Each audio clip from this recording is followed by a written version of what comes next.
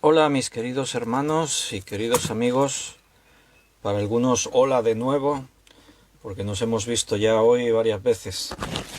Estábamos esta mañana en el culto juntos, hemos podido, como todos los domingos, gracias a Dios, celebrar nuestro culto dominical, predicar la palabra, escuchar y participar en las alabanzas.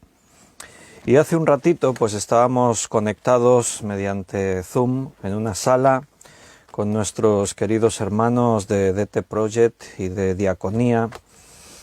Y bueno, hablando de ese tema tan desgarrador como es la trata de personas, el tráfico de esclavos, esclavas. Y bueno, pues hemos estado ahí con David Tapia, con su hija Tirsa, con Rubén, y escuchando el testimonio impactante, desgarrador, pero realmente de bendición por saber que Dios restauró su vida de Bella, de nuestra querida hermana de Venezuela, que ahora vive en España y que nos ha contado pues lo que fue su vida, y realmente impactante. Así que algunos ya os vi que estabais por allí conectados y ahora nos vemos nuevamente, porque ahora toca seguir estudiando de la palabra de Dios. Nos toca profundizar un poquito más en la palabra. Y como dijimos ayer, pues lo prometido es deuda. Vamos a estudiar hoy Apocalipsis. Vamos a volver a abrir la Biblia en el capítulo 2 de Apocalipsis y vamos a avanzar un poquito más. Estamos prácticamente comenzando el libro, aún no hemos entrado en la parte de la revelación. Estamos en el mensaje a las 7 iglesias. Y vamos a hacer una oración para pedirle a Dios que Él sea quien nos guíe, quien nos dirija en este estudio. Así confiamos este tiempo en sus manos para que Él sea quien controle todo. Vamos a orar. Padre, estamos muy agradecidos por esta nueva oportunidad que nos das de abrir tu palabra y recibir el alimento espiritual, el mensaje que tú tengas para nosotros hoy. Tu palabra siempre nos habla y nos bendice, siempre provoca algo, un cambio, una transformación. Y necesitamos seguir creciendo, seguir aprendiendo, seguir cada día más y más, llenándonos y profundizando de todo lo que tú eres, de todo lo que tú haces en nuestra vida. Tú tienes un plan para nosotros, somos tu iglesia. Estamos escuchando ese mensaje a la iglesia a través de los tiempos. Y hoy sigues tratando con tu iglesia, porque es tuya, tú eres quien la edifica. Cristo la compró con su sangre preciosa. Así que con esta perspectiva, esta visión, entendiendo que lo que estamos haciendo ahora no es nuestro asunto, no es cosa de hombres, sino que tiene que ver con tu reino, lo ponemos todo en tus manos pidiéndote que nos dirijas. Enséñanos, háblanos, que todo cuanto digamos y hagamos venga del Espíritu Santo. Te lo pedimos muy agradecidos en el nombre de nuestro Señor Jesucristo. Amén. Pues bienvenidos a todos. Como dije al principio, los hermanos que habéis escrito en el chat en directo, también un saludo. Benito ha escrito el primero, buenas tardes. Ana Karina también, buenas tardes. Juan Bermudo, un abrazo. Germán, bendiciones también para ti. Miriam, buenas noches. Gabriel y Yolanda, un fuerte abrazo. José María, bienvenido, buenas noches. Y los demás hermanos que se están conectando, quizás algunos más están escribiendo en este chat en directo, un fuerte abrazo y realmente muy agradecido de que estéis aquí, porque me bendecís también con vuestra presencia. Vamos a, como hemos dicho, a estudiar Apocalipsis, así lo habíamos anunciado, y continuaremos viendo el tercer mensaje a las iglesias. Estaríamos en Apocalipsis capítulo 2, versículo 12. El mensaje a la iglesia de Pérgamo. Ahí vamos a estar viendo. Hemos visto Éfeso, hemos visto Esmirna y ahora vamos a ver Pérgamo. Un abrazo, José Luis y Alina, que son los dos últimos hermanos que han escrito en el chat en directo. Así que dejamos el chat en directo y vamos a leer Apocalipsis 2, 12 en adelante. Y escribe al ángel de la iglesia en Pérgamo: el que tiene la espada aguda de 2 filos, dice esto: yo conozco tus obras y dónde moras, ¿Dónde está el trono de Satanás? Pero retienes mi nombre y no has negado mi fe, ni aun en los días en que Antipas, mi testigo fiel, fue muerto entre vosotros donde mora Satanás. Pero tengo unas pocas cosas contra ti, que tienes ahí a los que retienen la doctrina de Balaam, que enseñaba a Balac a poner tropiezo ante los hijos de Israel, a comer de cosas sacrificadas a los ídolos y a cometer fornicación. Y también tienes a los que retienen la doctrina de los nicolaitas, la que yo aborrezco. Por tanto, arrepiéntete, pues si no, vendré a ti pronto y pelearé contra ellos con la espada de mi boca. El que tiene oído oiga lo que el Espíritu dice a las iglesias. Al que venciere, le daré a comer del maná escondido, y le daré una piedrecita blanca, y en la piedrecita escrito un nombre nuevo, el cual ninguno conoce sino aquel que lo recibe. Bueno, este es el mensaje a la iglesia de Pérgamo. En todas las cartas a las iglesias hay problemas. Cada una de estas 7 iglesias hay algún problema, o pecados que están cometiendo, o persecución con la que son afligidos. Pero si en todas las cartas hay problemas, en Pérgamo más que en las otras. Porque os habréis dado cuenta algo impactante, que dice que está el trono de Satanás, ahí en la iglesia, en Pérgamo. Bueno, tremendo, ¿no? ¿Qué quiere decir esto? Ahora lo vamos a ver. Pero déjame que te hable un poquito de Pérgamo como ciudad. Pérgamo era la capital del reino Atalo y era famosa esta ciudad por su biblioteca. Había una biblioteca muy importante en Pérgamo, porque allí, en este lugar, fue descubierto la charta pergamena. O sea, lo que nosotros, seguro que te es más familiar si te digo el pergamino. El pergamino para hacer libros, para confeccionar libros. De ahí viene el nombre Pergamino, de la ciudad de Pérgamo. Por eso se le puso ese nombre. Pergamena, charta pergamena, este pergamino se hacía con la piel de los animales, con la piel de un animal. El nombre pergamena viene, en la raíz, viene de epidermis, hipodermis, dermis, todo lo que tiene que ver con la piel. Esas palabras vienen relacionadas con Pérgamo, pergamena.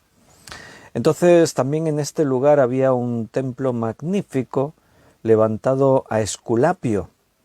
El Esculapio es a quien se le denominaba el dios de la salud. Los médicos hacen juramentos o hacían juramentos a Esculapio. Entonces era una ciudad notable por la medicina, por la literatura, la biblioteca que había era tremenda, y a raíz de esa importancia ahí se descubre o se inventa el pergamino, que va a ser fundamental, importante en la confección de los libros. En este tiempo todo se hacía a mano, no había imprenta. Entonces los libros se copiaban a mano, las cubiertas se hacían artesanalmente. Bueno, era un trabajo impresionante. Un libro tenía horas y horas y horas de trabajo, pero era todo muy apreciado, era todo muy preciado, porque la literatura, los libros, realmente se consideraban como tesoros. El hecho de tener abundancia a veces le resta valor al objeto en sí mismo. Hoy en día es muy fácil tener libros, se pueden comprar relativamente muy baratos, las imprentas los sacan en serie, entonces eso quizás ha hecho que perdamos de vista el tesoro tan tremendo que es tener un libro. Hoy más en día, porque los medios, las pantallas, estar conectados con internet y todo esto, nos llevan a un mundo de conocimiento en el que siempre es muchísimo más cómodo ver que tener que estar leyendo. Es más cómodo ver y escuchar, así la información te viene de una forma más estática, tú no tienes que tomar parte en el esfuerzo que supone leer y concentrarte en la lectura. Pero no es lo mismo, dicho por expertos. Cuando uno lee, es totalmente distinto lo que ocurre en nuestro cerebro que cuando estamos viendo y escuchando imágenes, totalmente distinto. En la lectura se activan áreas de nuestro cerebro que no se activan de otra forma. Se descubrió, hoy en día se conectan electrodos, se examinan haciendo tags en el momento que se hacen esos experimentos, se ven las partes del cerebro que se activan cuando se hacen las cosas.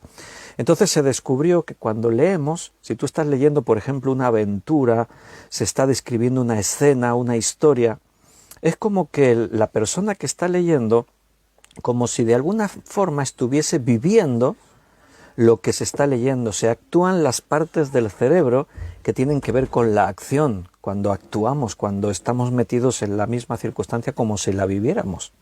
Se despierta la creatividad, porque cuando yo veo algo no me lo tengo que imaginar, lo estoy viendo. Pero cuando yo leo un personaje y el autor me describe el personaje, me describe el entorno en el que se encuentra, un paisaje, una habitación, los objetos, entonces mi mente tiene que recrear la imagen partiendo desde esos datos que se dan. Como no hay imagen, yo los tengo que crear. Y uno al leer el libro lo imaginará de otra forma y otro lo imaginará de otra. Pero lo bueno es que tu imaginación se activa, cosa que en este mundo tenemos la imaginación, la creatividad. Hay áreas de nuestro cerebro que están adormecidas, porque nos lo dan todo hecho. La actitud, cuando estamos viendo imágenes, es una actitud de total pasividad. Tú estás ahí y estás escuchando, entras en una fase de como que el cerebro está ahí en reposo, y eso tiene también un efecto que podría ser negativo en nuestra mente, en toda la cantidad de información que recibimos. Bueno, Pérgamo era muy conocido por esa biblioteca y esos libros que se comenzaban a hacer con pergamino. Hemos leído el primer versículo, recuerda, siempre seguimos el mismo orden en cada uno de los mensajes, y la primera cosa que dijimos que ocurre en cada una de las cartas, primero es identificar la iglesia, escribe al ángel.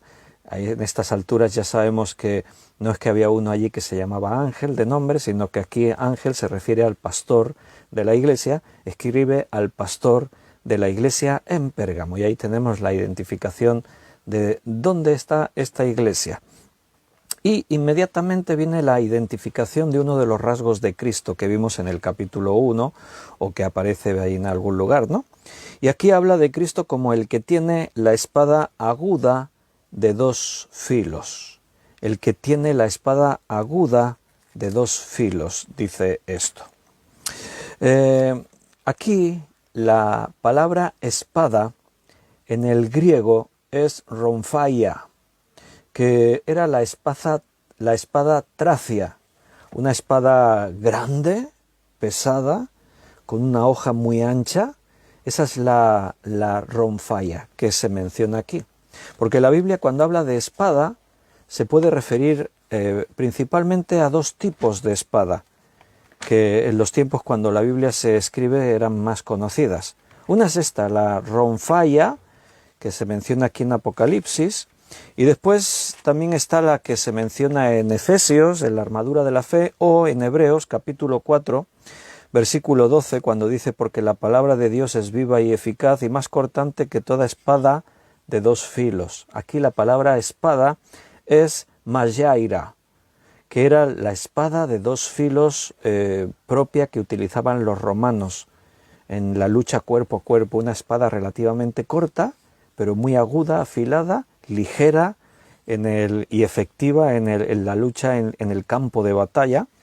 Entonces la Biblia compara a la palabra de Dios con estas dos clases de espada, o bien la mayaira, o una espada de doble filo, aguda, que penetra, como dice aquí en Hebreos 4:12, más cortante que espada de dos filos, y penetra hasta partir el alma y el espíritu, las coyunturas y los tuétanos, y discierne los pensamientos y las intenciones del corazón. O, como dice aquí en Apocalipsis 2:12, el que tiene la espada aguda de dos filos dice esto. Aquí la palabra espada es ronfaia. Y no te imagines a Cristo con una espada en la mano. No, se refiere a la espada que salía de su boca.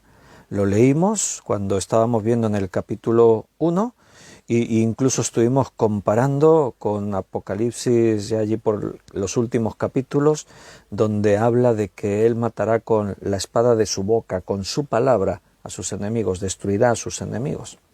Entonces estuvimos hablando ya de esto. No vamos a repetirnos del poder de la palabra de Dios, del milagro que ocurre cuando Dios habla. Cuando Dios habla, ocurren las cosas. Si Dios dice, se hace. En la creación todo ocurrió así. Y dijo Dios, sea, y fue. Y con el mismo poder de su palabra, como hemos dicho, Él destruirá a sus enemigos. Entonces, esta es una descripción apropiada para esta iglesia. Recuerda lo que hemos leído. Tiene el trono de Satanás dentro. Entonces, la palabra de Cristo a esta iglesia viene como una espada. Y precisamente la ronfalla, esa espada tracia, enorme, grande, con una hoja ancha y poderosa, porque los que escuchen este mensaje en la iglesia tienen que confrontar su situación, la realidad. La realidad es que a veces en nuestra vida hay cosas que Dios no puede pasar por alto. El amor perfecto de Dios no puede mirar hacia otro lado cuando hay cosas graves en nuestra vida.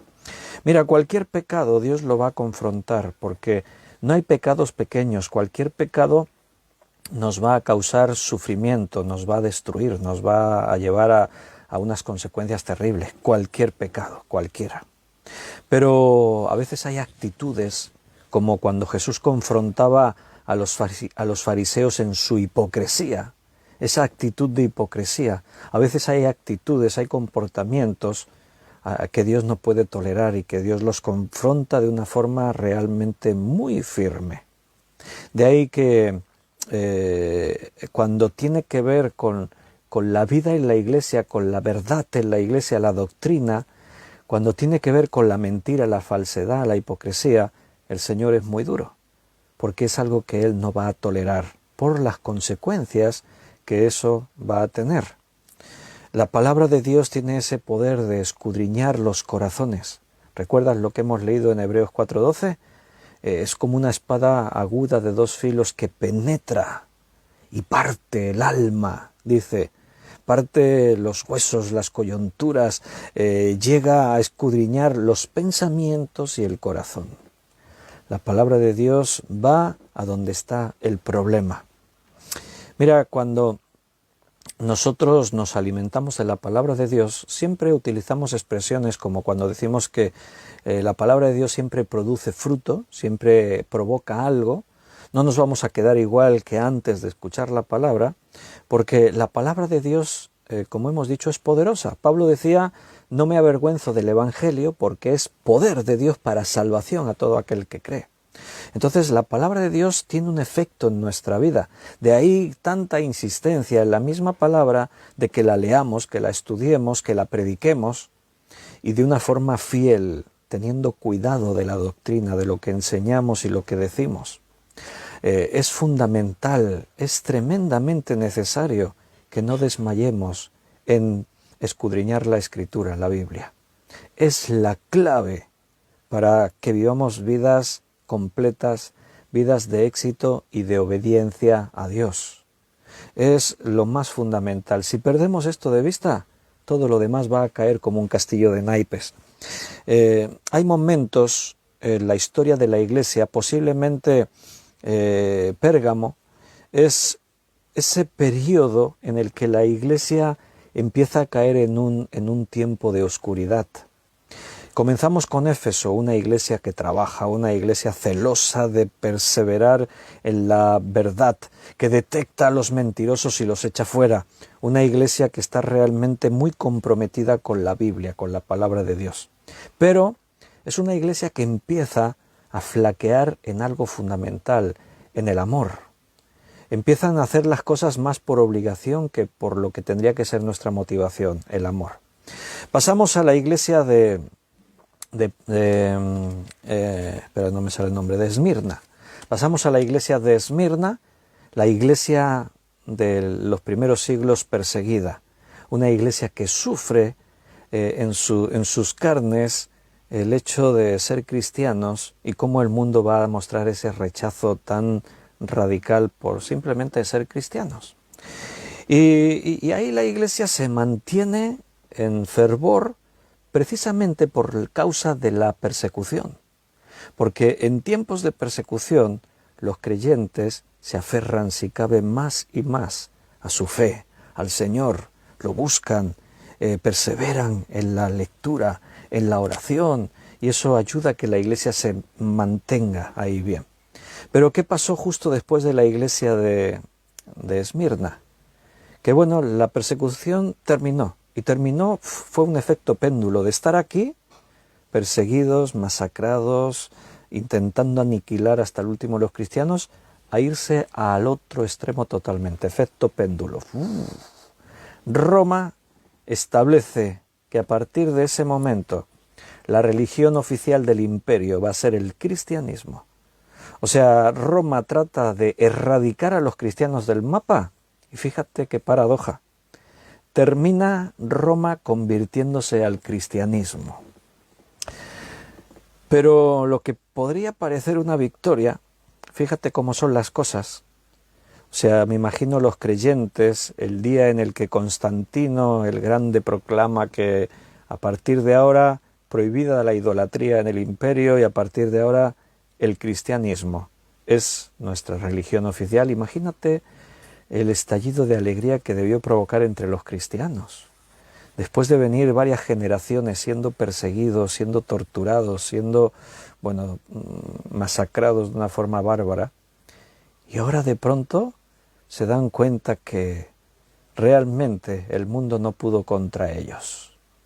El mundo no pudo destruir a los cristianos, ni hacer desaparecer las Escrituras, no pudo hacer que renegasen de su fe y extinguir la Iglesia, no se pudo. Al contrario, Roma sucumbe al cristianismo y ahora Roma es cristiana. Vaya, eso es que humanamente lo expliquen. Que vengan los historiadores, los filólogos y los filósofos y los sociólogos y yo qué sé, todos los logos que acaben por ahí, y que nos expliquen cómo es posible que ocurra algo así. Que ser un grupo relativamente minoritario, afligido, perseguido, aplastado por una potencia como Roma, y que en unos relativamente pocos años, pasaron ahí 2-3 siglos, Roma se vuelve cristiana. No hay nada que se pueda comparar a eso. Pero como os decía, lo que podía parecer realmente favorable se volvió contra la Iglesia. De pronto, todo el mundo era cristiano. Es la moda, es lo que está bien visto. Si el emperador dice, pues todos cristianos. Y de pronto viene ese periodo de enfriamiento, de descuido, viene ese periodo en el que la Iglesia baja los brazos, deja de perseverar, deja de buscar a Dios como en ese tiempo de persecución, con esa pasión, con ese fervor. La Biblia se deja de estudiar, de predicar, y ahí está el problema. Cuando se deja de predicar la Biblia, la luz en la Iglesia desaparece. El Espíritu Santo deja de tener control. Y bueno, tienes que buscar a los creyentes verdaderos con lupa, a ver dónde encontramos uno. Porque la gran mayoría se hicieron cristianos porque es fácil serlo, porque está bien visto, porque los de las clases sociales altas son, pues yo también, y de pronto la Iglesia queda totalmente desfigurada. Y ahí es donde estamos, en el versículo 13. Yo conozco tus obras, dice el Señor. Yo conozco tus obras. Dios lo sabe todo de nosotros. Él lo ve todo. A los ojos de los hombres, quizás la iglesia de Pérgamo era la iglesia gloriosa, porque es la iglesia que ha conquistado el imperio. Ahora es la iglesia oficial. Ahora hay favores para la iglesia, ahora hay ayudas para la iglesia. Ser cristiano está muy bien visto. Bueno, pues precisamente eso era la peor de las cosas que le podía pasar a la Iglesia. Y por eso el Señor viene y dice, mira, no importa lo que los hombres vean, yo conozco tus obras. Y dice, ¿y dónde moras? Lo que nosotros vendríamos a decir así en tono de amenaza, sé dónde vives. Bueno, no es eso lo que el Señor quiere decir. Lo que quiere decir es que sé dónde moras, sé dónde está tu vida. Por lo tanto, sé cómo vives, es lo que quiere decir ahí el Señor. Conozco tus obras, sé cómo vives. Sé en qué te ocupas, a qué te dedicas, en qué inviertes tu tiempo. ¿Qué te parece la reflexión para tu vida? Cuando tomamos este pensamiento y escuchamos la voz de Dios que dice tu nombre, Víctor, ahí pon tu nombre, mira, conozco tus obras, sé a qué te dedicas, cómo es tu vida, sé dónde vives, sé para qué vives. ¿Cómo te quedas? ¿Te sientes intranquilo? ¿Piensas, bueno, podría hacer mucho más, pero el Señor sabe que me estoy esforzando, que intento? ¿Cómo es tu vida? ¿Cómo son tus obras? En la intimidad, en lo secreto. Dios conoce tus pensamientos. Él sabe por qué haces todo lo que haces. ¿Qué motivación tienes para hacer las cosas? ¿Por qué te ocupas en cosas de la iglesia? Y si no, ¿por qué no te ocupas más en las cosas de la iglesia? Dios sabe todo. Pero dice algo ahí tremendo, es algo impactante. Dice, yo conozco tus obras y dónde moras, donde está el trono de Satanás. Sé cómo es tu vida, sé dónde vives, ahí donde está el trono de Satanás. ¡Wow! En la iglesia el trono de Satanás.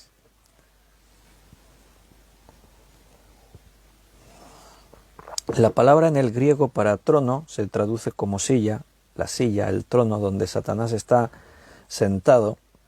Y esta declaración siempre fue una declaración como muy confusa para los expertos, para los estudiosos de la Biblia.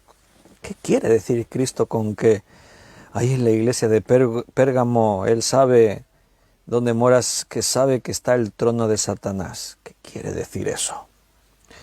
Siempre se pensó, siempre se estudió, siempre se buscó cuál será ese significado. Mira, la Biblia habla de la iglesia de Satanás. En este mundo hay una iglesia oficialmente declarada como la iglesia de Satanás. Es una iglesia que se origina en los Estados Unidos.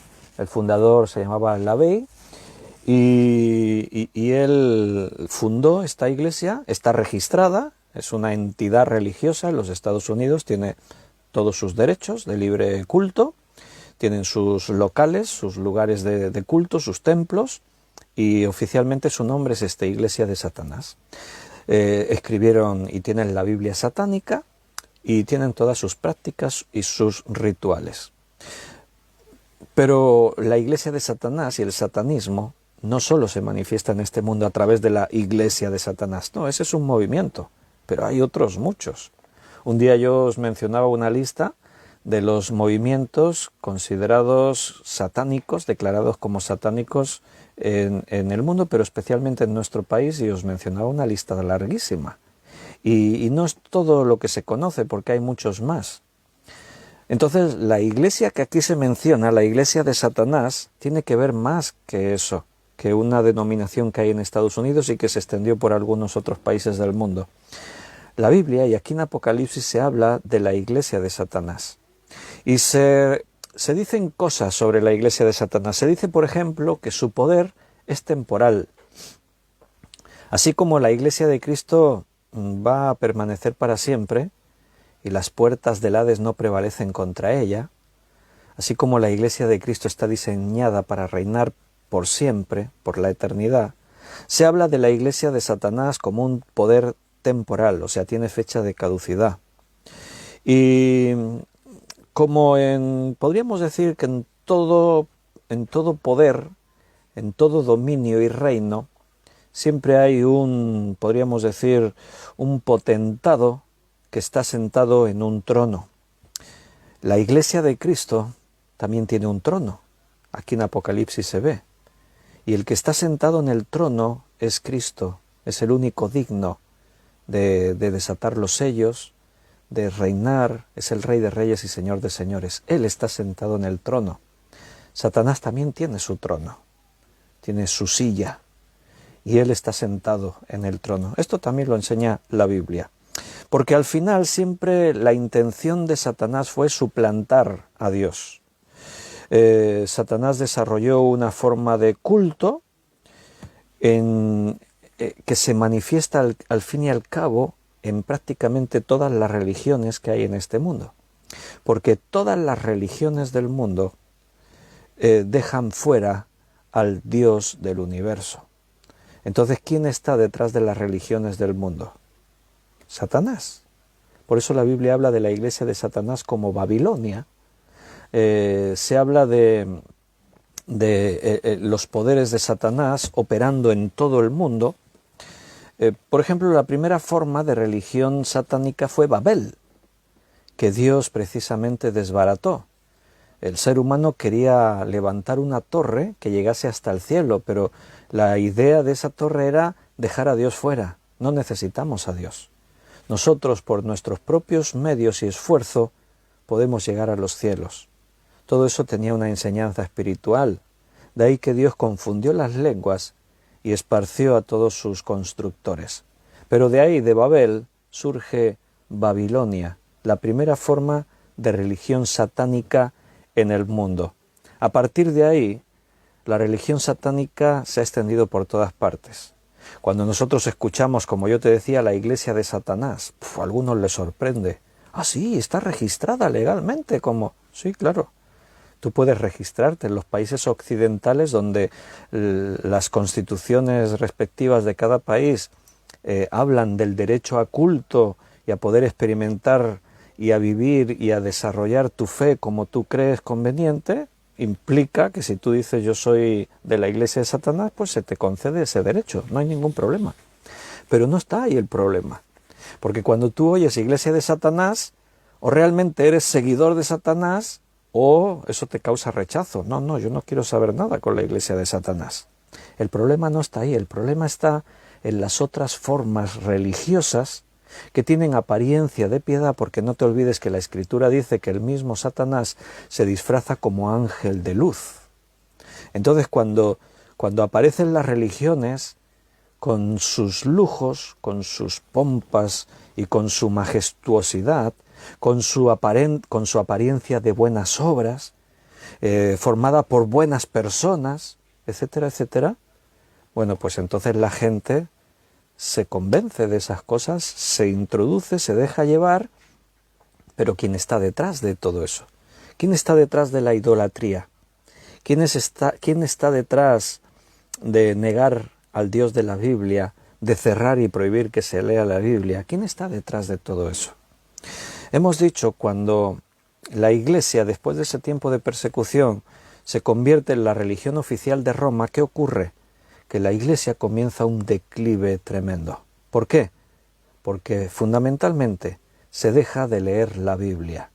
Si dejas de leer la Biblia, dejas de conocer la voluntad de Dios y dejas de escuchar su voz.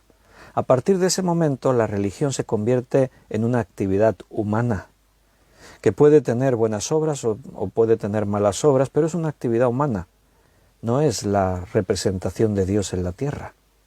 Entonces, bueno, el cristianismo en un principio se caracterizó por la sencillez.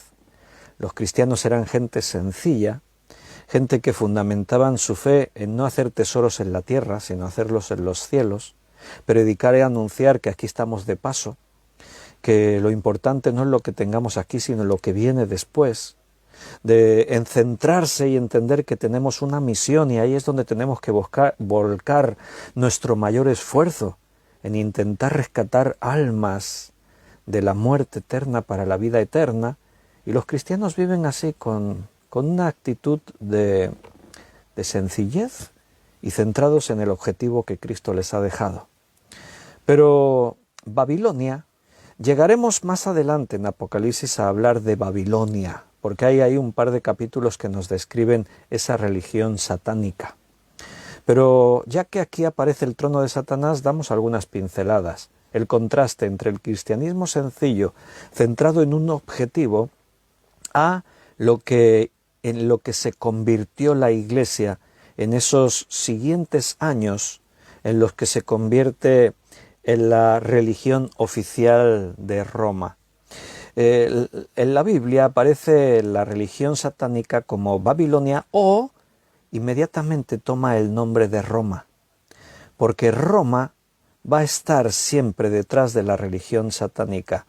El imperio de Roma es el poder, desde la estatua de Nabucodonosor que él ve en su visión, y ahí estaba en su parte en la que la cintura y los pies, las piernas que representaban ese imperio que vendría, y de pronto la religión y la obra de Satanás en el mundo toma forma bajo este nombre, Roma. Y es lo que está profetizado que ocurrirá en los últimos tiempos, el resurgimiento del Imperio Romano. Se ha intentado a través de la historia por otros anticristos. Juan dice, ya ha habido otros anticristos. Hitler, Napoleón, en sus ambiciones de dominar y controlar el mundo y crear una raza especial de hombres diferentes, etc., si te das cuenta, los emblemas del antiguo imperio de Roma estaban por todas partes. Simbología, emblemas, banderas, filosofía, todo eso estaba ahí. Pero no se consiguió porque no era el tiempo. Pero siempre ha estado presente ese espíritu de Roma. Pero no olvidemos que no solamente a nivel político, sino religioso también. ¿En qué se convirtió la Iglesia? ¿Por qué dice Jesús tienes el trono de Satanás? Bueno, la Iglesia perdió su identidad. La Iglesia realmente se convirtió en un trono en la tierra, llena de riqueza y de poder. La pompa, las ceremonias, las vestiduras de los sacerdotes, de los obispos, de los cardenales, del propio Papa, los mantos, las mitras, los crucifijos de oro macizo llenos de piedras preciosas, de diamantes, de rubíes, de zafiros, de esmeraldas, las imágenes, los tronos que representan todo eso, el trono que hay en el Vaticano, todo lo que representa esa religión, las procesiones, la simbología, que si el agua bendita, que si los altares, que si las reliquias, que si los amuletos. Si analizamos todo eso una por una, todas esas cosas, vemos que no tienen nada que ver con lo que la Biblia enseña. Absolutamente nada. Totalmente contrario. Yo no juzgo a las personas. Yo no sé la motivación de cada uno. Yo puedo entender que en algunas de estas religiones cristianas haya gente sincera que busca a Dios y que fundamenta su fe en ese Dios de la Biblia, pero no podemos callar ante la deformación que la Iglesia sufrió. Y puedo hablar de Roma, pero puedo hablar de la Iglesia protestante, o la Iglesia anglicana, o la ortodoxa, o la que sea. ¿Por qué? Porque la falsedad y la religión de Satanás está en todas partes. Está extendida por todas partes. Las formas son diferentes. Roma se caracterizó en ese declive de la Iglesia, la Biblia se deja de leer, es más, se prohibió leer. O sea, tú fíjate cómo se entiende eso, cómo explicas que la Iglesia de Cristo prohíba leer la palabra de Dios. A ver, ¿en qué cabeza cabe? Se deja todo lo esencial y la Iglesia se convierte en un lugar de corrupción. Cuando Lutero, él era perteneciente a la Iglesia. En ese tiempo no había más iglesias, estaba la Iglesia, ¿vale? No es que nuestra historia es distinta, no, todos como cristianos tenemos la misma historia, no olvidemos eso. Y Lutero, como un fraile en la Iglesia, pero también un teólogo, estudioso de las Escrituras, él tiene acceso a la Biblia, donde estudia teología y después donde enseña. Y él, al tener acceso a la palabra de Dios, ¿qué pasa? Cuando leemos la Biblia, ¿qué ocurre? ¿Qué estamos estudiando en hermenéutica? Que somos iluminados. Dios nos revela su verdad de la palabra. Y Lutero fue iluminado en las Escrituras. Y cuando tú eres iluminado, ¿qué ocurre? Tus ojos se abren y empiezas a ver. Como decíamos esta mañana en la predicación, ver en estos tiempos que corren, porque muchos cristianos siguen ciegos y no ven lo que ocurre a nuestro alrededor y no ven la estrategia del enemigo que está. Pero cuando tú te llenas de la luz de la palabra, lámpara es a mis pies tu palabra y lumbrera en mi camino, cuando tú te llenas de la luz de la palabra empiezas a ver lo que antes no veías. Y Lutero, cuando se llenó de la palabra de Dios, miró la iglesia y dijo, ¿pero esto qué es? Se quedó horrorizado. Descubre que la salvación no es por obras. La Biblia dice que es por gracia, por fe. De pronto se da cuenta que la iglesia lo está haciendo todo mal. ¿De dónde salen las indulgencias? ¿De dónde se inventó la iglesia la historia de las indulgencias? Bueno, pues para sacarle dinero a la gente. Ese era el fin. La iglesia necesita financiar toda esa pompa, lujo, riquezas de los que estaba hablando. Hubo un tiempo, el tiempo de las catedrales, cuando había una competitividad. Cada ciudad competía por tener la catedral más hermosa, más grande y que contuviese las mejores reliquias. ¿Se entiende lo que son reliquias? Reliquias son objetos santos, desde partes del cuerpo de un santo. Aquí en España, Santiago de Compostela, se supone que hay partes del cadáver del apóstol Santiago. Entonces se comercializaba con las reliquias. De pronto llegaba por ahí uno a la iglesia, hablaba con el sacerdote o con el obispo y le decía, mira, yo tengo una pierna de San Juan. O mira, yo tengo una oreja de Felipe.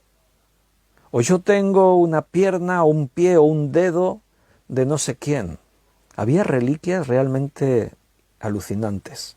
Desde el prepucio del pene de Jesús, Jesús fue circuncidado el 8º día, por lo tanto se cortó como a todos los judíos ese trocito de su pene que es el prepucio, esa piel. Pues por ahí en una catedral tenían, me parece que todavía está por ahí, una reliquia. Había otros que tenían, había otra catedral que tenía un botecito con leche de María, de su pecho, de haber amamantado a Jesús. Cuando amamantaba a Jesús, pues alguien recogió, a ver, ¿tú te crees que cuando María estaba amamantando a su hijo pensó, vamos a poner un poquito de leche en un frasquito y la guardaremos? ¿En qué? O guardar el prepucio de Jesús en la circuncisión. ¿A quién se le ocurriría eso? A nadie. De pronto te encontrabas que había un montón de reliquias y muchas estaban repetidas. Si había miembros, resulta que a lo mejor había 4 o 5 manos del mismo apóstol, distribuidas por algunos sitios, o sea que o eran monstruos o algo ahí falla. Más manos de las que un apóstol podía tener, que solo tenía 2 en principio, ¿no? Pero era un mundo de locos.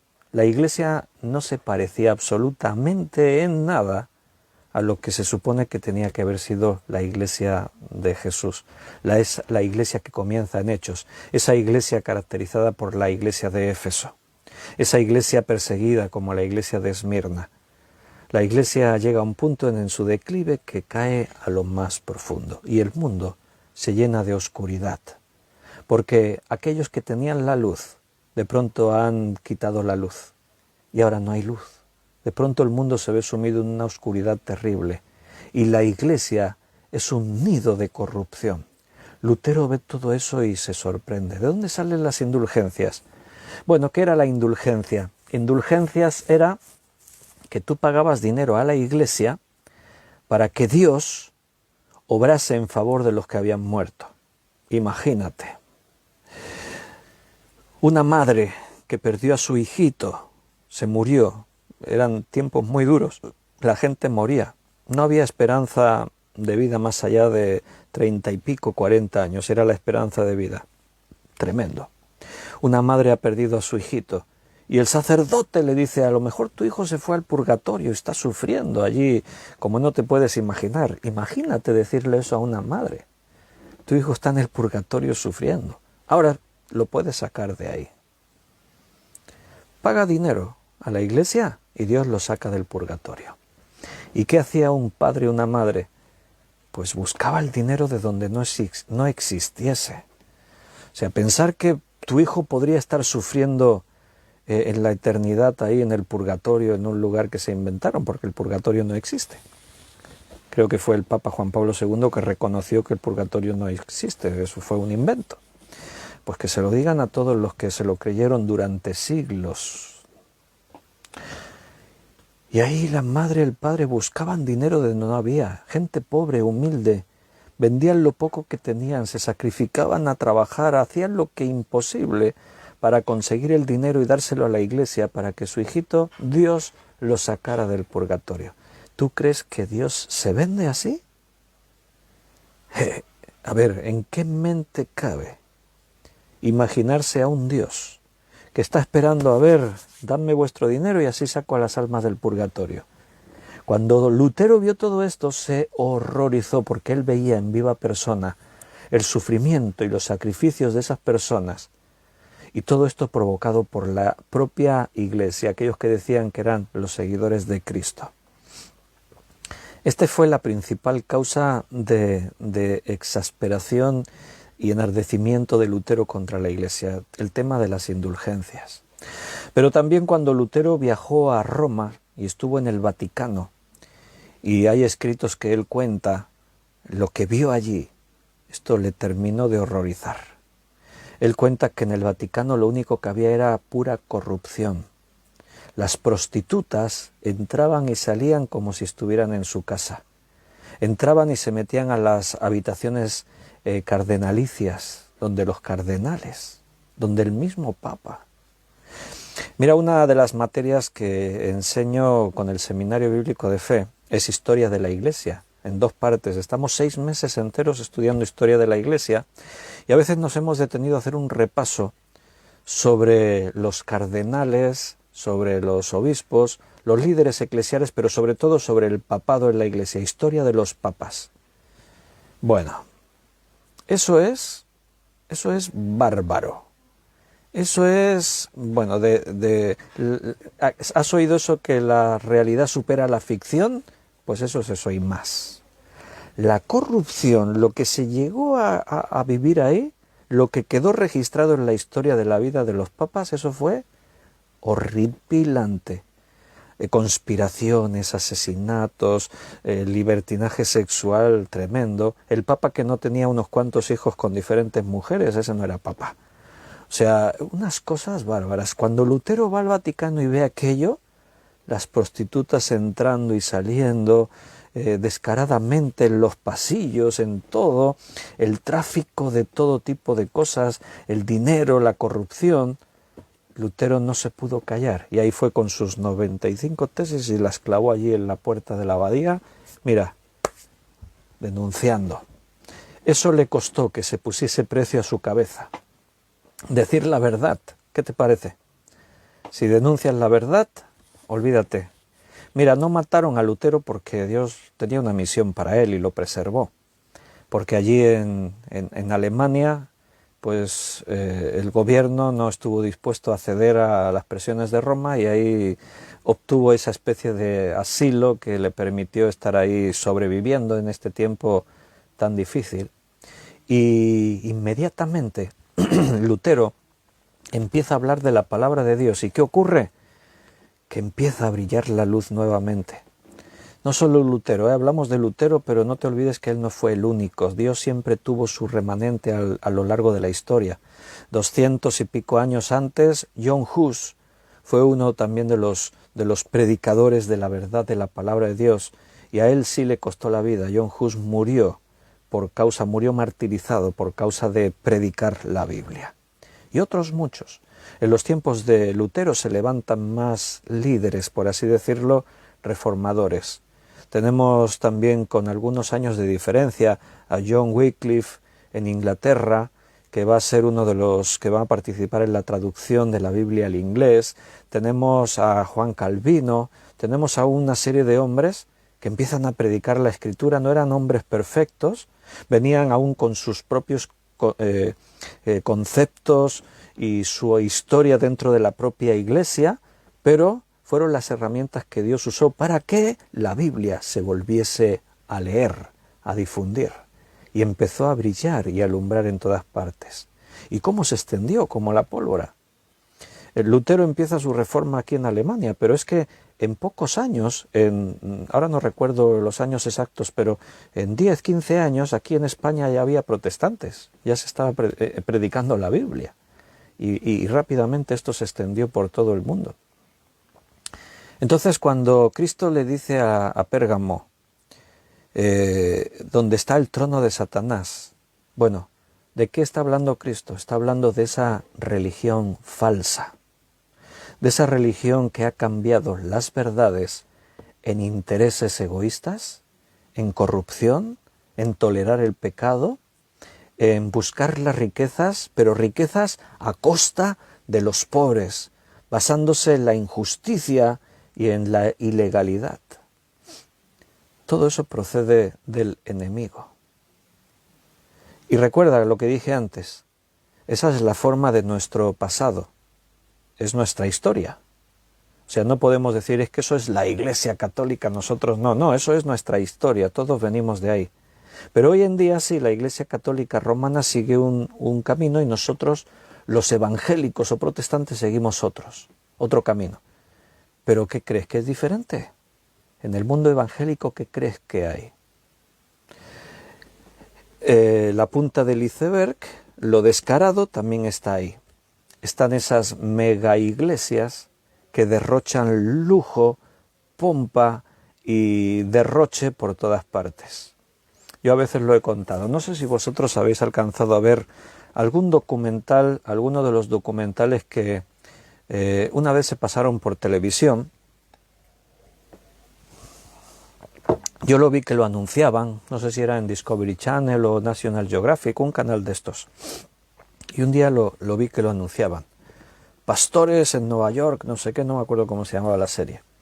Pero bueno, ya el anuncio ya dije, tela marinera. La imagen que van a dar de los creyentes evangélicos, bueno. Y por casualidad, por curiosidad, mejor dicho, dije, bueno, voy a ver algún capítulo. Bueno, aquello era de risa, pero de risa por no llorar. O sea, aquello era ridículo. Pastores, era como un reality show enfocado en los pastores. Supongo que por hacer el documental le dieron una pasta, un dinero importante, y estuvieron de acuerdo en participar. Aparte de que ahí les daban, les adulaban, y ellos pues como tontos se lo creían todo ahí. Lo que iban a hacer era reírse de ellos, ridiculizarlos, pero eso es lo que hay. Y se veían cada cosa, pastores de iglesias de 5.000, de 10.000 miembros, y ahí se veía el culto, gloria a Dios, aleluya, y allí todos los miembros. Pero después veían en el día a día, ahí los reporteros seguían al pastor en su casa, como un reality show, estaban ahí, como un gran hermano, ahí metidos en la casa del pastor, viendo su día a día, sus problemas familiares, sus peleas con la mujer, con los hijos, con no sé qué, su vida de derroche descarado. De pronto un pastor decía, sí, venid, os voy a enseñar mi garaje, y bajaban al garaje, una mansión impresionante, mansiones de 20 millones de dólares, de no sé qué, unas cosas. Venid, vamos, me acuerdo uno de los que vi un par, me parece, uno de esos que vi, venid, vamos a ver mi garaje, y bajan ahí, tenía un garaje, no sé si había allí 15, 20 coches, pero cada coche de esos, el más barato, valía entre 300.000 y 500.000 dólares. Ferraris, Bugattis, Lamborghinis, Rolls Royce, pero de lo más lujoso. Y el tipo, lo penoso, que no te ponías a llorar viendo el documental porque no sabías qué hacer, era su jactancia. Sí, mira, esto todo lo que yo tengo, no sé qué, porque soy hijo del Rey de Reyes y no sé qué. Y tú decías, Dios mío, y eso lo está viendo todo el mundo. Bueno, supongo que la gente, aunque después cada uno ve lo que quiere, ¿no? Pero que nos comparen a los pastores de aquí, que vivimos por aquí con esos, a ver, que vengan a mi casa y vean mi garaje, a ver, que igual después me dan una ofrenda incluso, ¿no? Y eso, nada que ver. Cuartos de baño con los grifos de oro, que dices, ah, pero eso es verdad, existe, sí, sí, ahí están, en casa de los pastores, hablando de la iglesia como un negocio. Hablan de la iglesia como la empresa, como su empresa, que la levantaron ellos, que no sé qué, y las cuentas y no sé qué. Hablan como si estuvieran dirigiendo una multinacional. Así hablaban en el documental. Y bueno, siempre eso me impactó. Lo he contado siempre porque me acuerdo un día estos, las esposas de los pastores. Bueno, no digo nada. De estas que dices, el pastor, el típico, ¿no? El pastor de 50 años, muy desmejorado, con sus kilos de más, y su esposa, una top model, chica de 25 años, rubia, alta, medidas perfectas, exactas. Ay, hablando de aquella manera, no sé qué, dices, bueno. Y me acuerdo una escena, el pastor. Sí, querida, voy a ir a este barrio porque ahí hay un joven que necesita que le ayudemos. Estamos intentando encaminar en los caminos de Dios. Y la esposa, ay, cariño, pero eso es muy peligroso. No vayas, ese barrio es muy peligroso. Y él ya con la americana puesta saliendo por la puerta, se para y le dice, no, pero tú ya sabes que yo no tengo miedo porque Dios va conmigo. Y ya se pone para abrir la puerta y se gira y hace así, abre la americana y enseña un revólver, una pistola así de grande que llevaba aquí metida en la cartuchera y le dice, Dios va conmigo y si no, ya sabes que siempre llevo conmigo mi seguro, no sé qué. Y se fue, yo y eso y digo, Dios va conmigo, pero por si acaso llevo aquí la pistola. Y dices, no puede ser, esto no, pues sí puede ser, hermanos. A ver, sinceramente, ¿quién crees que está detrás de toda esa religión? ¿Dios? ¿El Dios de la Biblia? ¿Jesús, al Jesús que tú conoces? Bueno, no me digas que sí, yo creo que está Jesucristo, está Dios, que, bueno, justifícamelo con la Biblia. Y si no está Dios, si no está Jesús, ¿quién está detrás de todo eso? Satanás. El trono de Satanás en la iglesia. La religión de los hombres es pura basura. En la religión de los hombres solamente está el trono de Satanás. Ahí está, ese es el rasgo central, el trono. ¿Por qué dice aquí dónde está el trono? Podía decirlo de otra forma, utilizar otras palabras, otras expresiones, pero el trono está hablando del dominio, de quien reina, del poder que ejerce, y a la vez podemos pensar en los súbditos, los que le sirven, los que se dejan guiar, los que se dejan adorar por él. ¿Te acuerdas en la tentación, en una de las tentaciones de Jesús, Satanás le ofreció a Jesús todos los reinos del mundo y la gloria de ellos a cambio de adoración? O sea, Satanás sentado en su trono, pretendiendo que Cristo se postrase ante sus pies en su trono. Eso es lo que Satanás siempre ha buscado. Si hay un trono, tiene que haber una capital, tiene que haber un reino. Todo eso está representado en esta expresión, el trono de Satanás. Al principio, como hemos dicho, el trono de Satanás estaba en Babilonia, pero después la Biblia nos habla de Roma, y proyectando eso en el tiempo, proféticamente hablando a través de los tiempos. Lo que fue, tiempos de Lutero, la Edad Media, lo que es y lo que será. Apocalipsis, nos pararemos más adelante a hablar un poquito más de este tema, porque ahí hay 2 capítulos que Apocalipsis se detiene a hablar de la iglesia de Satanás, con esta forma de Babilonia, relacionado con Roma, y hablaremos más que eso. Pero ¿por qué se menciona Pérgamo? ¿Por qué la iglesia de Pérgamo? Bueno, pues algo ha cambiado en la iglesia. ¿Recuerdas en Éfeso? Allí el Señor dijo, mira, vamos a recordarlo. A ver, dice, versículo 6, capítulo 2, versículo 6. Pero tienes esto, que aborreces las obras de los nicolaitas. ¿Te acuerdas que lo leímos esto? Pero aquí algo ha cambiado. ¿Te diste cuenta que los nicolaitas han vuelto a salir en el versículo 15?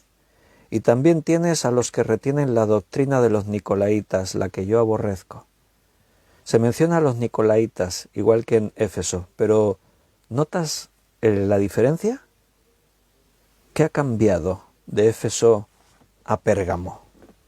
Piénsalo un instante, vuélvelo a leer.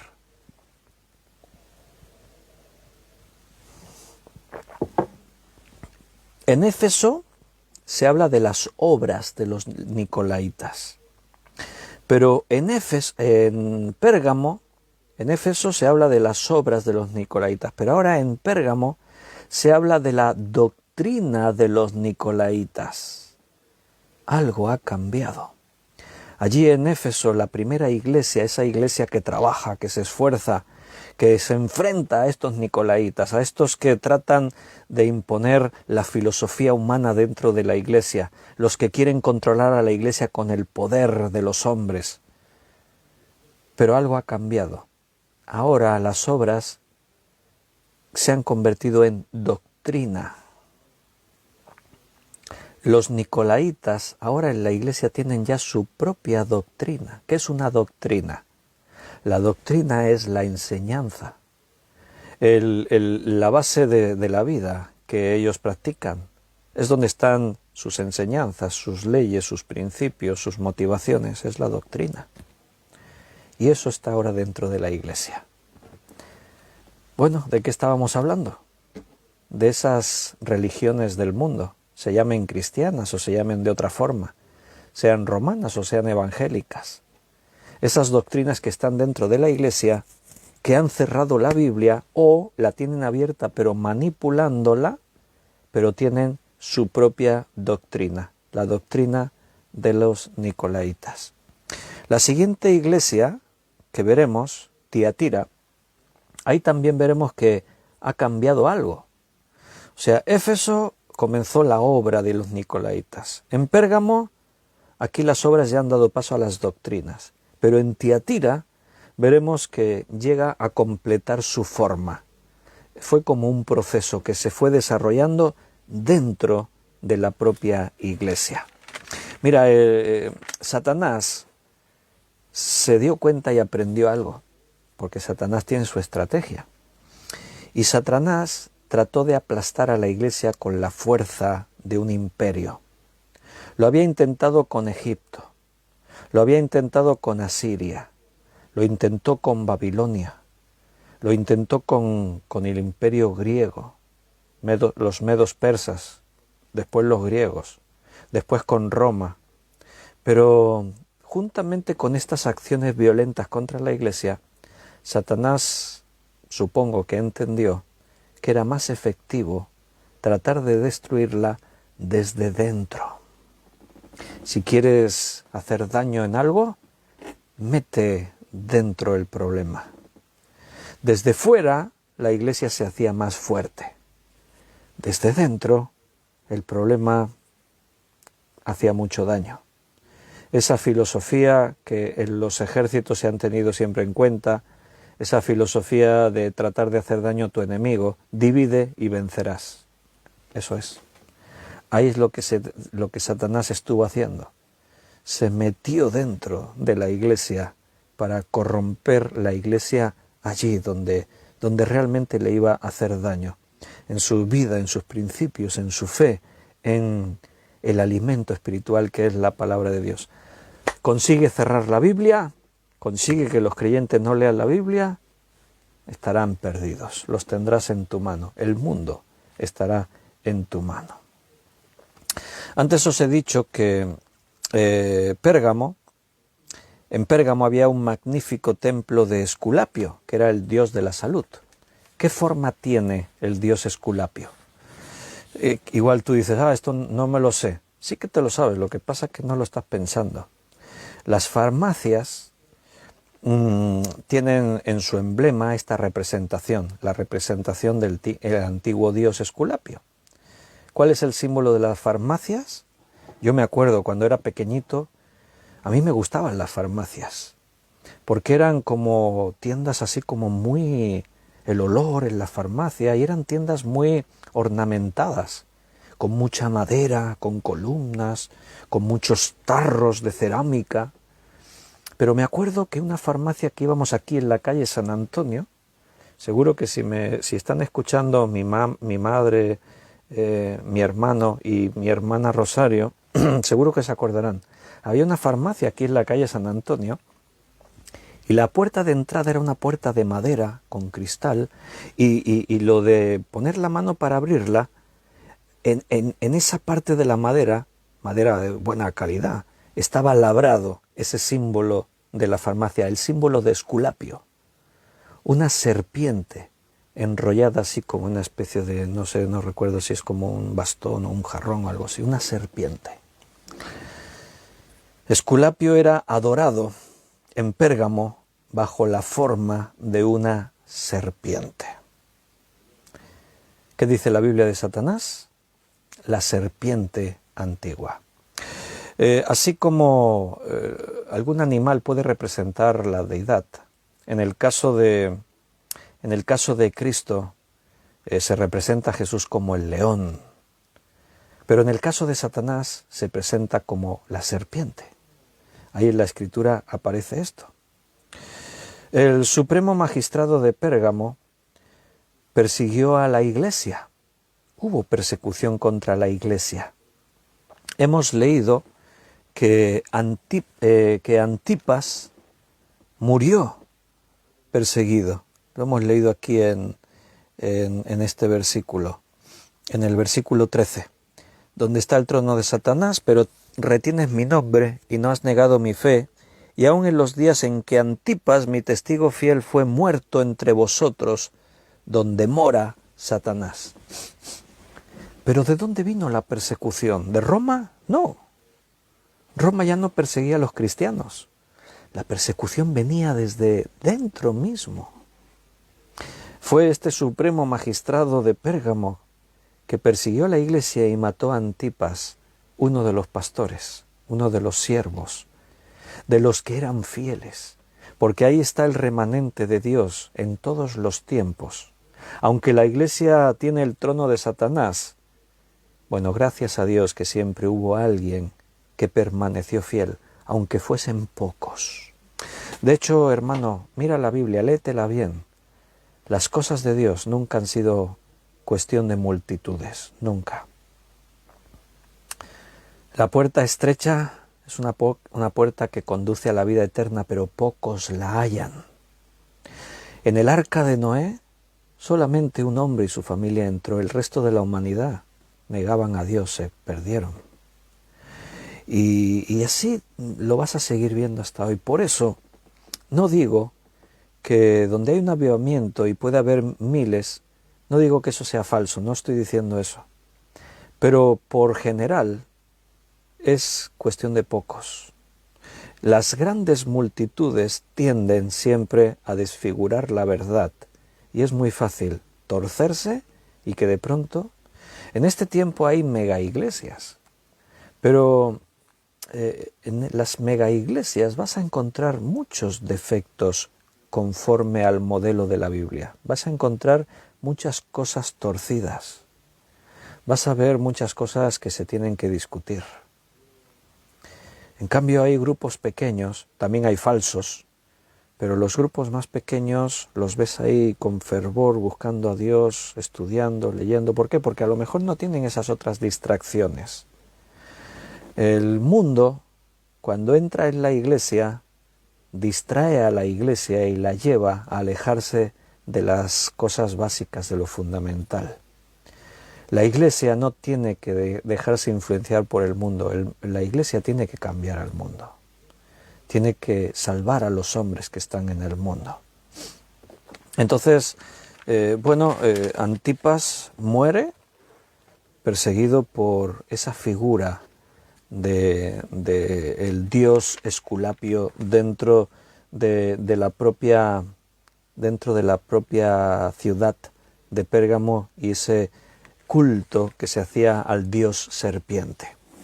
También se menciona la doctrina de Balaam en el versículo 14, pero tengo unas pocas cosas contra ti, que tienes ahí a los que retienen la doctrina de Balaam, que enseñaba a Balac a poner tropiezo ante los hijos de Israel, a comer de las cosas sacrificadas a los ídolos y a cometer fornicación. ¿A qué se refiere con la doctrina de Balaam? Bueno, nosotros conocemos, aparece por allí en Números 25, conocemos a un Balaam, podríamos decir que fue el único profeta gentil que hubo. De los profetas que conocemos en la Biblia, Balaam fue el único profeta gentil. Y es el único profeta que mencionó la estrella de Belén. ¿Queréis que lo miremos un momento? En Números 14, así te queda la referencia.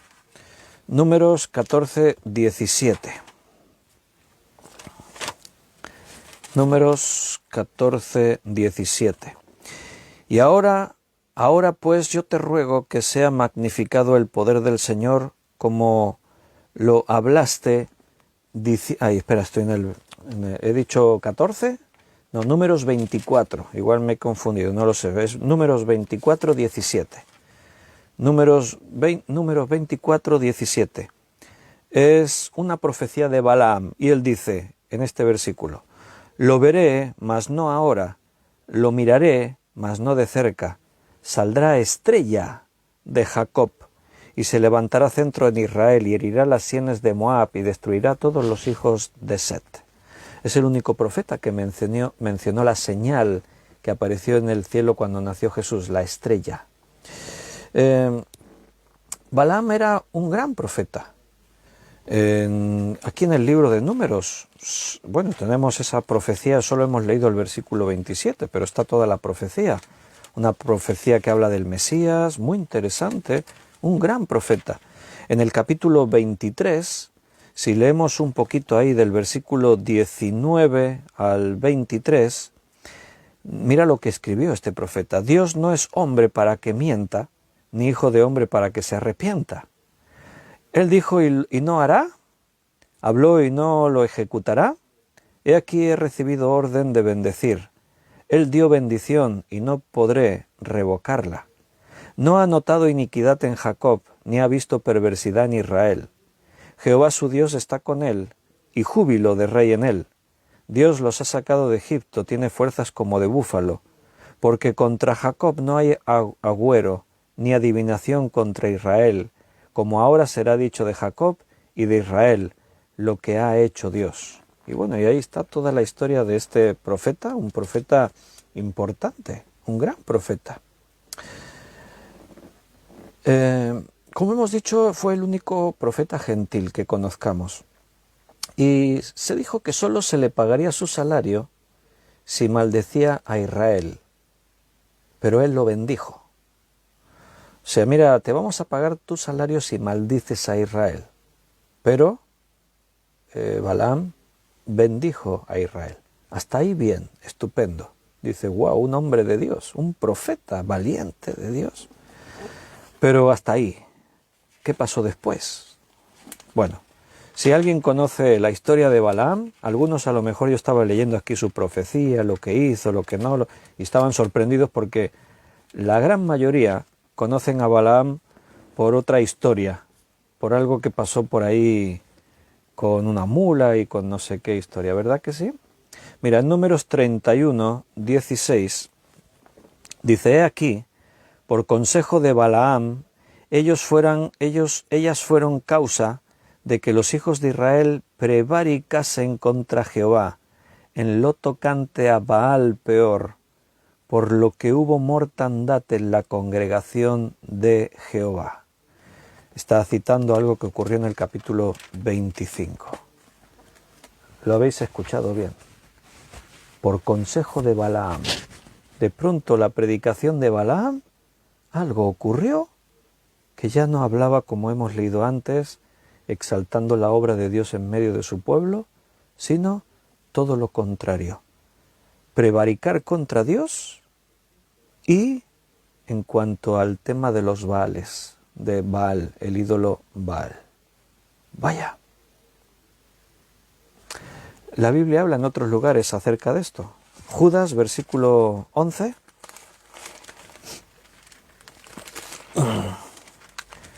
Dice, «Ay de ellos porque han seguido el camino de Caín y se lanzaron por lucro en el error de Balaam y perecieron en la contradicción de Coré». Balaam dentro del pueblo de Dios. Dioses falsos, paganos, algunos de esos momentos, precisamente incluso instigado el propio pueblo por los propios profetas a seguir detrás de los Baales. En segunda carta de Pedro, capítulo 2, versículo 15, dice, «Han dejado el camino recto y se han extraviado siguiendo el camino de Balaam, hijo de Beor, el cual amó el premio de la maldad».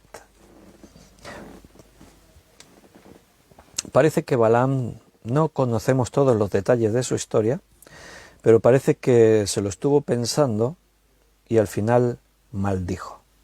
Ese consejo que le dieron, bueno, más que consejo, esa propuesta que le dieron, si maldices a Israel te pagamos dinero, parece que eso se lo pensó y al final aceptó y maldijo a Israel. ¿Y en qué consistía esa doctrina? Comer cosas sacrificadas a los ídolos, cometer fornicación, hablamos espiritualmente sobre todo, adorar ídolos, contaminarse con el mundo. Todo eso era la doctrina de Balaam. Y aquí pues tenemos a este profeta que lleva al pueblo la doctrina de Baal, dije Balaam, la doctrina de Balaal enseñada por hombres profetas como Balaam. Balaam, no confundáis los nombres, el dios Baal, profetas como Balaam, que una mula le tuvo que hablar porque al final... Historias extrañas en la Biblia, te dejan con dudas, ¿verdad? ¿Por cómo un profeta se puede volver atrás? Bueno, pues la misma pregunta, ¿cómo un rey se puede volver atrás? Saúl comienza muy bien, pero termina desechado de Dios. Saúl empieza, Dios pone el Espíritu Santo en Saúl, empieza gobernando con sabiduría, pero tiene su propia religión. No está dispuesto a obedecer y hacer las cosas a la manera de Dios. Dios lo desecha.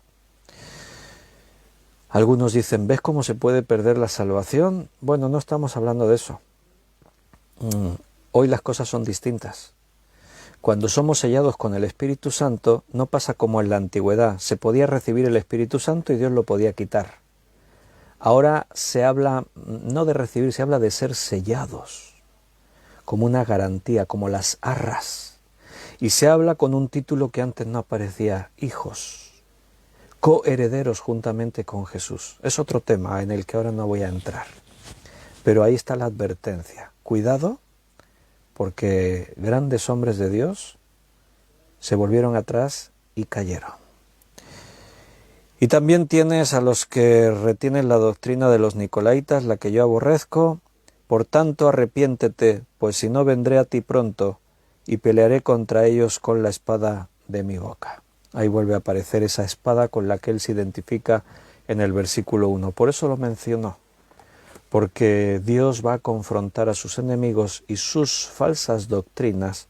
La falsa religión de Satanás la va a confrontar con su palabra, con la verdad. La verdad vence a la mentira. El que tiene oído, oiga lo que el Espíritu dice a las iglesias. Al que venciere, daré a comer del maná escondido, y le daré una piedrecita blanca, y la piedrecita ha escrito un nombre nuevo, el cual ninguno conoce sino aquel que lo recibe. Todas las iglesias terminan con una promesa. Al que venciere, al que venciere. Sé fiel hasta la muerte, le dijo a la otra que vimos el otro día. La Biblia habla de luchar hasta el fin, de no bajar la guardia, correr una carrera, estar ahí siempre valiente, esforzado, peleando. Estamos en guerra, hermano, no te olvides. Al que venciere, daré de comer el maná escondido. ¿Qué es el maná escondido? El maná era el alimento espiritual, pero era un alimento físico, pero venía de Dios. ¿Recuerdas?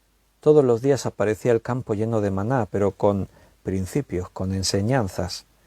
Lo importante del maná era aprender a confiar en Dios. No cogéis maná para 2 días, si cogías para el día siguiente se pudría, se descomponía, se ponía en mal estado. O sea que aunque hoy haya tanto maná, coge solo lo que vas a comer. No intentes almacenar para mañana. Tendrás que confiar en que mañana Dios te volverá a dar maná. Y así ellos aprendían a confiar en Dios. Maná era un alimento que servía para nutrir su cuerpo físico, pero era un alimento que les enseñaba algo espiritual, a que dependamos de Dios, a confiar en Dios. Dios te dará el maná escondido, el que es espiritual. Y le daré una piedrecita blanca. ¿Qué es eso de una piedrecita blanca? Y en la piedrecita ha escrito un nombre nuevo, el cual ninguno conoce sino aquel que lo recibe. Dios nos ha dado un nombre nuevo. Nueva criatura soy, dice Pablo. Las cosas viejas pasaron, y aquí todas son hechas nuevas. Cuando tú vienes a Cristo, no importa lo que haya sido tu vida, no importa lo que hayas vivido, no importa lo que ocurrió, lo malo que fuiste, las cosas que hiciste, las terribles cosas que hicieses, no importa, aquello muere. Todo lo que tú eras desaparece, murió. Y ahora Dios te da una vida nueva, te da un nombre nuevo. Mira, en este mundo los nombres quedan. Porque si tú hiciste no sé qué fechoría, tu nombre siempre estará ligado a esa fechoría. Si tu padre hizo no sé qué barbarie, tú serás siempre el hijo de fulanito de tal. Pero en el reino de Dios, tu nombre también es nuevo. Tu nombre ya no estará ligado al pecado y a lo que se hizo. Tu nombre es nuevo. Y la piedrecita blanca, mira lo que dice en Juan capítulo 6, versículo 31 al 33. Y terminamos. Nuestros padres comieron del maná en el desierto, pero está escrito, pan del cielo les dio a comer. Y Jesús les dijo, de cierto os digo, no os dio Moisés el pan del cielo, mas mi Padre os da el verdadero pan del cielo. Porque el pan de Dios es aquel que descendió del cielo y da vida al mundo. El maná escondido. Ahora hablamos de la piedrecita blanca, os he dicho. Pero sobre el maná escondido. Según estas palabras de Jesús, ¿quién es el maná escondido?